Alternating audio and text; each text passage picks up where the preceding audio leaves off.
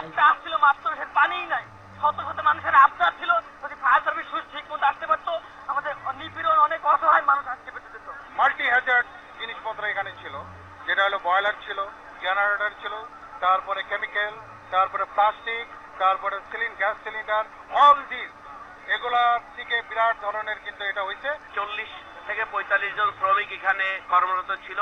নিচতলায় এদের ফ্যাক্টরি, নিচতলায় বয়লার বাস্ট হওয়াতে এর আগুন দোতলা তিনতলা পর্যন্ত মুহূর্তে উঠে গিয়েছে। শ্রমিকরা বেরোতে পারে নাই, 4-5 জন শ্রমিক বেরিয়ে গিয়েছিল এবং বাই দিস টাইম বেশ কিছু শ্রমিক বার্ন হয়েছে, তার মধ্যে 8 জন মারা গেছে।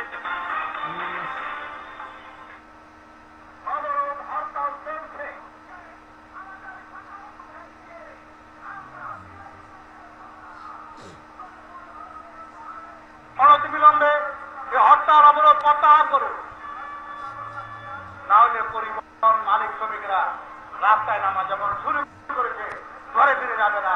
আমাদেরকে এক অনিশ্চয়তার দিকে ঠেলে দিচ্ছে। দেশ এবং জাতিকে তারই বিরুদ্ধে সোচ্চার হবার জন্য, মানবাধিকার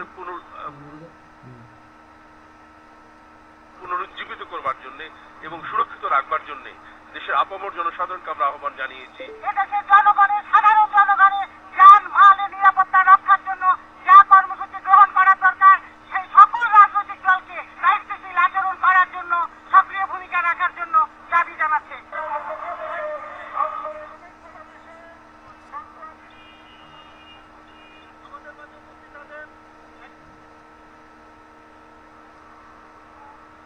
আগামী 5 তারিখ বৃহস্পতিবার দুপুর 12টা থেকে 12:01 পর্যন্ত হর্ন বাজিয়ে আমরা সারা দেশবাসী, বিশ্ববাসীকে আমরা জানিয়ে দেব